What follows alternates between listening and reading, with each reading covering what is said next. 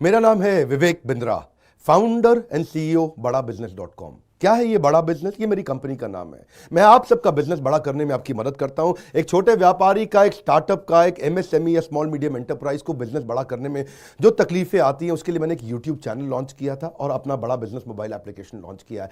आपको जान के खुशी होगी, आज दुनिया का most subscribed entrepreneurship YouTube channel world का नंबर 1 बन चुका है। लगभग 1 करोड़ सब्सक्राइबर हम पार कर रहे हैं। आज मैंने देखा कि एक व्यापारी को तकलीफ आती है कि उसको बिजनेस बड़ा तो करना चाहता है पर जानता नहीं, उसके पास जानकारी नहीं है। इसके लिए मैंने कई affordable problem solving short term courses launch किए हैं 2 महीने 3 महीने के, क्योंकि हमने आप सबसे मुलाकात करी अपने यूट्यूब चैनल के थ्रू और अपने इवेंट्स के थ्रू, जहां आपने मुझे अपनी नीड, इंटरेस्ट, कंसर्न, एक्सपेक्टेशन बताए। वर्किंग कैपिटल एक बहुत बड़ी तकलीफ है। क्या है वर्किंग कैपिटल? पहले इसको जरा समझते हैं कि बिजनेस फेल क्यों हो जाता है। देखिए, पहली चीज, अगर आपको कैश मैनेज नहीं करना आया अपने बिजनेस में, आप day to day operations manage नहीं कर पाएंगे। आपकी इन्वेंट्री और इक्विपमेंट पे अगर आपको और पैसा लगाना है, आप नहीं कर पाएंगे। नया प्रोडक्ट नहीं खरीद कर पाएंगे और पैसा कलेक्शन में ध्यान चला जाएगा। यार पैसा आया नहीं, उधारी चला गया, पैसा कैसे निकाल करके लाऊं, सेल्स कैसे बढ़ानी है, इससे ध्यान हट करके पैसे की कमी पे ध्यान ज़्यादा चला जाएगा। थोड़ा सा भी एक साइक्लिकल या थोड़ा सा भी सीजनल या एक सिचुएशनल इंपैक्ट आया ना आपके बिजनेस पे, एक दर्दनाक मौत के चलते आपका बिजनेस बंद हो जाएगा, पेनफुल डेथ हो जाएगी। कभी कभार एक बड़ी ग्रोथ अपॉर्चुनिटी आती है, लेकिन आपको फाइनेंस हैंडल करना नहीं आया था ठीक ढंग से, उसके कारण एक बड़ी ग्रोथ अपॉर्चुनिटी आप मिस कर जाते हैं। ट्रेड डिस्काउंट आपको नहीं मिलते, कैश हाथ में रहना चाहिए। क्या होता है ये वर्किंग कैपिटल का बिजनेस? देखिए, ये ऐसा बिजनेस है, ये एक ऐसी स्ट्रैटेजी अगर आप सीख गए तो पीछे से आने वाले सप्लायर के पैसे पे ही आप बिजनेस कर जाएंगे। आपको अपना पैसा ही नहीं लगाना पड़ेगा, चाहे आप प्रोडक्ट में है या सर्विस में है। कैश मैनेज करना आना चाहिए, नहीं तो आपकी फाइनेंशियल रेपुटेशन खत्म हो जाएगी और हो सकता है कि जिनको आपने उधार देना है वो एनसीएलटी जाके आपका वाइंडिंग अप पटिशन डाल के धंधे को खत्म कर देंगे। अब वर्किंग कैपिटल के अलावा कुछ टेक्नोलॉजी की समझ बहुत जरूरी है।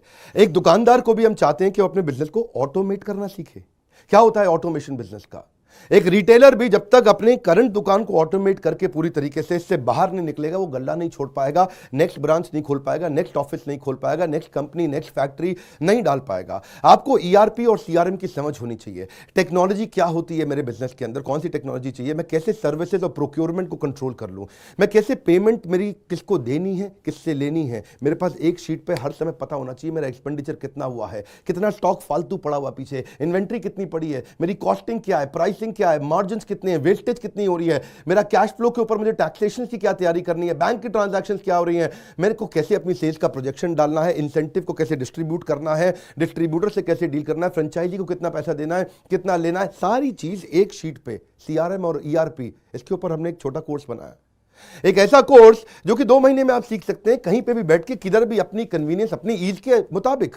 अभी तक मैंने आपको 2 कोर्स समझाए थे, एक वर्किंग कैपिटल और एक ईआरपी और सीआरएम। अब एक और है, फाइनेंस फॉर नॉन फाइनेंस। आप में से कई व्यापारी है जिन्होंने चार्टर्ड अकाउंटेंसी नहीं करी है, जो एमबीए नहीं है फाइनेंस के अंदर। और जब आपने एमबीए फाइनेंस पढ़ा ही नहीं, चार्टर्ड अकाउंटेंसी पढ़ी नहीं, तो आपको बेसिक चीजें हैं। देखिए, फाइनेंस के अंदर 3 चीजें आनी जरूरी है।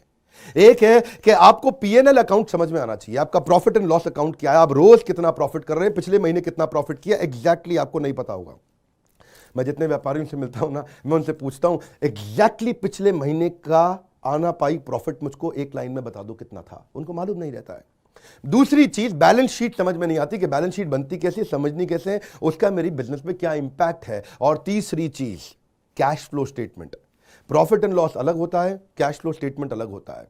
कैश फ्लो हो सकता है आपके बुक्स में प्रॉफिट हो लेकिन हाथ में कैश ना हो सकता है आपके हाथ में कैश हो लेकिन बुक्स में प्रॉफिट ना हो। ये दोनों बिल्कुल अलग अलग चीजें हैं।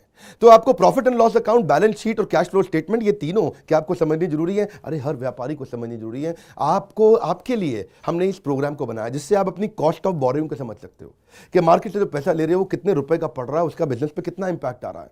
अगर आपकी कॉस्टिंग ठीक नहीं है, प्राइसिंग कभी ठीक नहीं हो सकती। कॉस्टिंग क्या होती है?